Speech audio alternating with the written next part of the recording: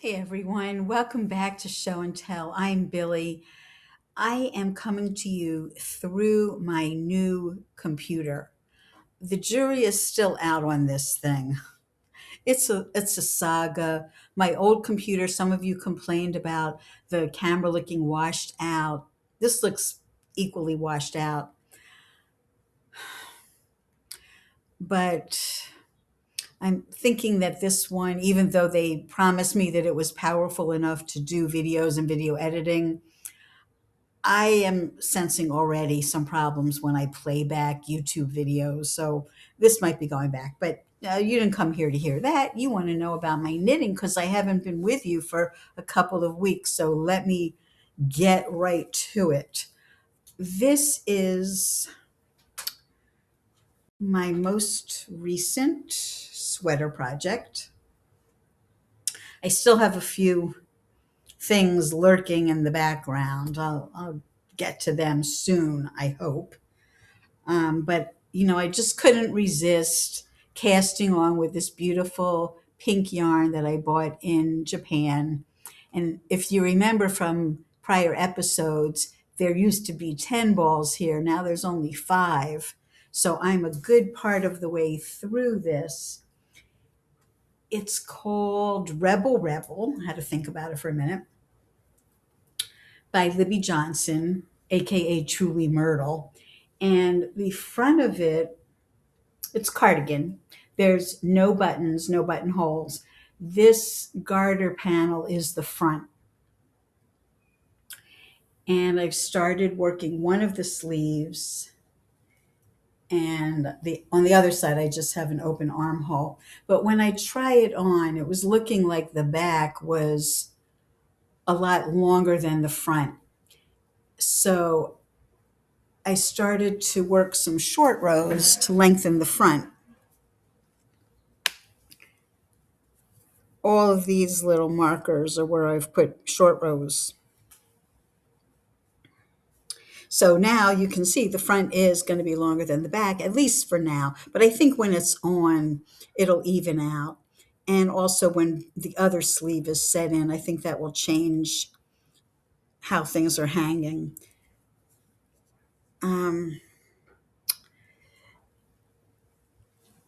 but my issue with this sweater, besides, that front not hanging properly, was with garter stitch, if you make any kind of a mistake, it's not trivial to ladder down and fix it as it is with stockinette. And I didn't have that little tool that has the crochet hook on both ends. My friend Cindy picked one up for me, so I don't have it handy to show you, but you probably know what I'm talking about. If you've ever tried to do a repair on garter stitch, certainly having one of those is handy, but I did not. And I ripped out a whole section and ripped the whole thing back and then tried to knit on this side and flip it over and knit on the other side. And I tried to go back and forth and do it, and it just wasn't looking good enough. I did it multiple times, and each time it wasn't really up to my standards. And especially because this section is going to be right in your face. It's going to be right front and center. So I thought that's really important to have that be looking good. So, I'm the one who's always doing the vintage patterns, which are knit in pieces. I hadn't had the experience of having to rip out in a top down, continuous thing. What happened was I started here. I had to rip all the way around, all the way across the back, all the way across the other front, and back again. And that was after spending hours trying to fix this. So I lost 2 rows. I don't know how many hundreds of stitches this is all the way around, but probably over 300 stitches back and forth a couple of times. Normally, when I'm ripping something back, I just pull my needle out, rip out the yarn, and then go back and pick up the stitches. But this yarn, it would be really virtually impossible to do that. Let me show you this yarn up close. there's little particles that stick out. It's kind of like rag would be, I don't know. And it's very loosely wound. It's a strand of cotton and then a strand of some other stuff, all synthetic things. And the stitches are very tiny. Um, so picking up a tiny stitch in wool is not a problem for me because they stand up, they present themselves. But this, they pull out really easily. It's a little bit of a slick yarn. And then you have to get both of the strands. And even within the strand, there's sort of like strands within the strand and those little pieces. It would just be a nightmare. So what I did was I ripped back one stitch at a time, all the way across and then all the way back. I mean, I'm talking wasted hours, probably 6 or 7 hours of trying to repair something, which it turned out probably wasn't even a mistake, but maybe was just a little bit of a tension issue. Anyway, I think I'm back on track now. I'm loving the color so much. And I hope I'm going to be happy. I mean, I like how the sweater looks on Libby and some of the people who knit it. It looks good on some, not so good on others. I'm hoping mine is going to look good on me. Now, the other thing that I'm doing in pink is this Raffia project. I'm making a boater. I'm almost done. I want the brim to be just a little bit wider. If it looks very smooth and flat to you, it's because I took a steam iron to it with a tea towel. First, I ironed this surface when I was working on that part, and then I put in that Rigiline, um, what do they call it? It's like boning that they would use in a corset. And you might remember me discussing the crochet stitches called waistcoat stitch. So it's not single crochet. Um, you do your stitch. Let's see if I can show you. You go into the little V. So you're not going between stitches like you typically would with crochet. Anyway, I ironed the sides. I put the hat on the edge of my table so that this surface was coming in contact with the table and the brim was off the table like this, like pointing down to the floor. Let me show you like from this side. So if this is the tabletop, I put the edge of the sides of the hat on the tabletop and I went in here and I ironed with a tea towel and my steam iron to get the sides as flat and vertical as I could. And then I did the same thing with the brim, but I put it flat on the table and I went around gently ironing. I'll probably go back over it. And at the very end, when I'm done, I'll do another band of Rigiline, which will keep this rim really rigid, just like this top rim. Like I'm pressing on it. I can't budge it because there's a rigid piece inside of here. Want to preview? Let's see if I can get this on without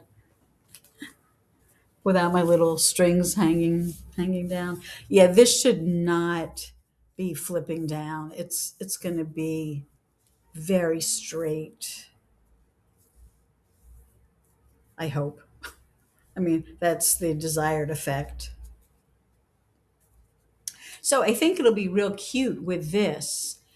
I was also thinking of just getting a plain white t-shirt. And if I have any extra of this yarn left over, I thought I would do like a little trim around the neckline. Has anyone done that, like crocheted or knit an edging onto fabric?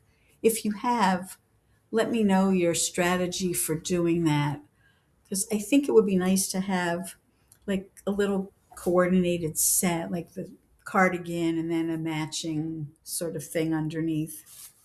I also recently cast on a child's sweater. I'm knitting this for a woman who's in my weekly knitting circle. Hi, Elizabeth.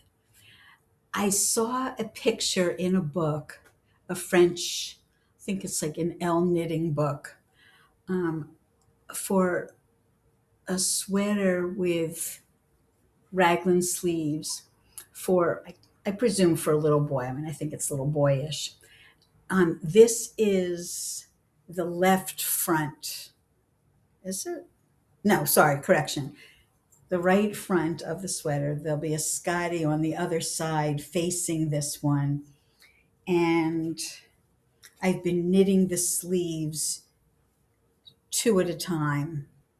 So I'm almost done the sleeves. I just have to start tapering for the raglan. Now let's talk about this yarn, which of course, because she's smart and she used the discount, Elizabeth bought at HM Nabavian. If you haven't shopped there, check out their website, hmnabavian.com. I'll put it in the show notes and I'll give the discount code where you can get a discount for everything that you buy at their website. This is Pascuali Sayama. It's a blend of llama and Highland wool. And if it isn't magnificent to the touch, I mean, I'm going to, at some point before next winter, get this yarn to do something for myself.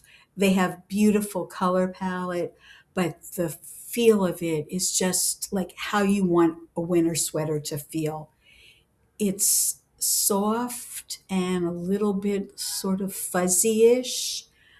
Um, it's just, it's luscious is how I would describe it. I mean, I really love how it feels. It's a pleasure to work with. It doesn't split. I think it's DK weight, if I'm not mistaken. I am on a size 5 needle, and I believe I'm getting 23 stitches to 4 inches. Let me give you another, like a close up of this cute little doggy. I'm not particularly proud of my Intarsia, but if you haven't knit Intarsia and you want to know what the back looks like, I could show this to you. These will all get woven in, but I didn't want to do that until I'm done. And that's how stranded colorwork would look. So this part I did stranded, not Intarsia. I'm probably going to come back in here and duplicate stitch. Can you see those little red dots in there? You can barely see them, and I really want them to pop. Inside, in between each triangle, there's a little red stitch. And I'm not there yet, but at the top, it's going to be mirrored. There's going to be navy triangles here with the little red dots. You'll see it when I'm done. It won't take me too much longer. It's just as cute as can be. I think that's all I'm going to say about my knitting today, because as soon as I get my computer stuff resolved, I'll go back to my old schedule, I hope. Um, but yeah, I don't want to give you like too much in case the quality of this isn't so good.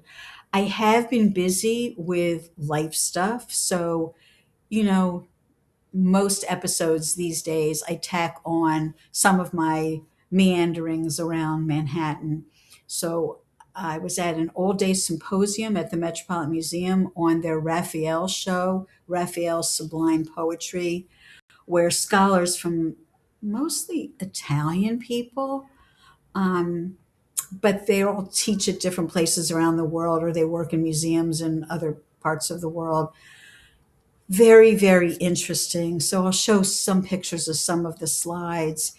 And the museum, the exhibit rather, is still quite crowded. It's like their biggest blockbuster in a while. And because I live here, I have the luxury of going early in the morning when it's not as crowded. So I've tried twice so far, but I will go back early and try and get to, have time with these beautiful paintings and unbelievable drawings. I mean, I think he was more masterful as somebody who sketched the human figure as opposed to his paintings, which are, of course, magnificent, but I think the drawings are even better, if that's possible. And I probably have a few other little things. Oh, yeah, this like unbelievable pair of high heeled boots that I saw a guy trotting up the subway steps in.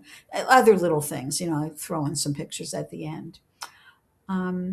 Thanks for being here. Thanks for watching. Do give this a thumbs up. It helps. And comment. Love to hear from you. And I will always respond. That's it for this week. Take care. Enjoy the change in weather. I hope it's changing for the better where you are. Here it's very up and down. The flowers are all confused, but they're out in full bloom right now.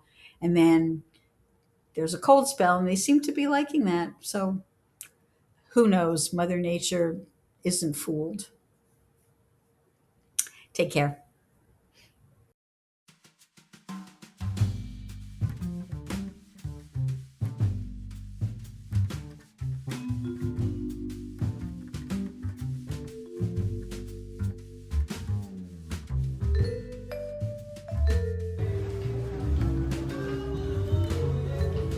Andy Warhol used to have something going on in this building.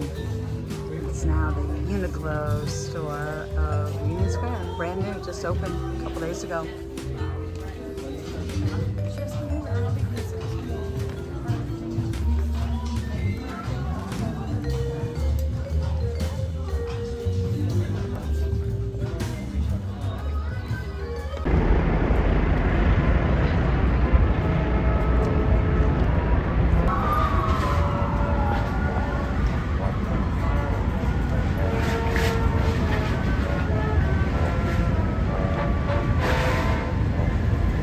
Wanted to make sure that you saw we're getting on the Frank Sinatra. How funny is that? 30 seconds.